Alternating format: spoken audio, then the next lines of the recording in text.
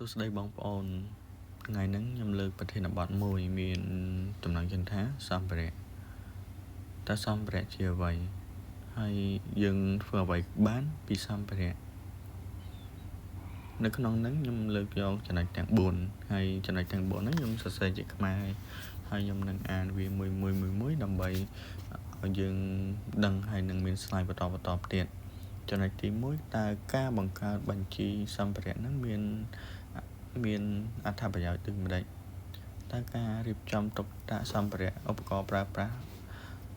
ដោយដៃហ្នឹងវាមានអ្វីខ្លះចូលរៀបរាប់ពីរបៀបធ្វើបច្ចុប្បន្នភាពឧបករណ៍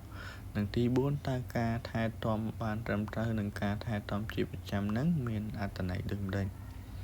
ដើម្បីឆ្លុះបញ្ចាំងនៅបញ្ហាទាំងអស់ហ្នឹងខ្ញុំមានវីដេអូ4សម្រាប់ឲ្យបងប្អូនទស្សនាដោយសារតែវីដេអូមួយខ្ញុំលើកយកតែចំណុចខ្លីៗទេ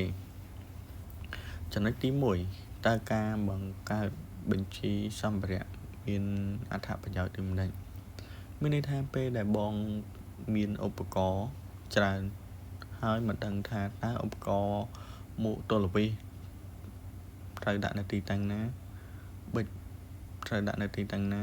ម៉ូទ័របាញ់វិសម៉ូទ័រកាន់ម៉ូទ័រស្វានមួកសុវត្ថិភាពឬក៏ឧបករណ៍ផ្សេងយើងអត់ដឹងទេ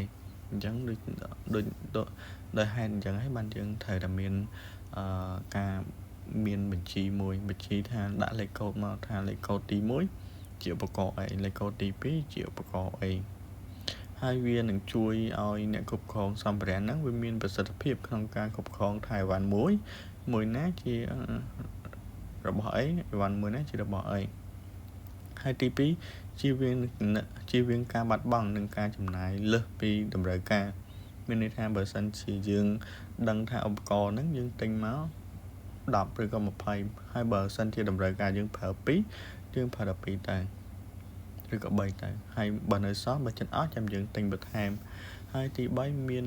អត្ថប្រយោជន៍ក្នុងការធ្វើបច្ចុប្បន្នភាពនិងរាយការណ៍មានន័យថាបើសិនជាយើងដឹងថាអីវ៉ាន់ហ្នឹងចិត្តអស់យើងនឹងទិញថែមបើសិនជាវាមានតម្រូវការប៉ុន្តែបើវាអត់មានតម្រូវការទេយើងក៏មិនទិញដែរហើយទី4ងាយស្រួលក្នុងការត្រួតពិនិត្យនិងគ្រប់គ្រងបណ្ដោះអាសន្នវាត្រូវហើយបើសិនជាយើងមានឧបករណ៍យើងដឹងថាអីវ៉ាន់នេះគ្រប់គ្រងអញ្ចឹងយើងដឹងថាត្រួតពិនិត្យរបៀបម៉េចហើយដើម្បីឲ្យវាមានភាពងាយស្រួលទាំងយើងទាំងអ្នកគ្រប់គ្រងហើយនិងអ្នកជាងដែលយកឧបករណ៍ហ្នឹងទៅប្រើប្រាស់នៅមានវីដេអូ3ទៀតអរគុណសម្រាប់ការទស្សនានៅវីដេអូមួយនេះអរគុណច្រើនបងប្អូន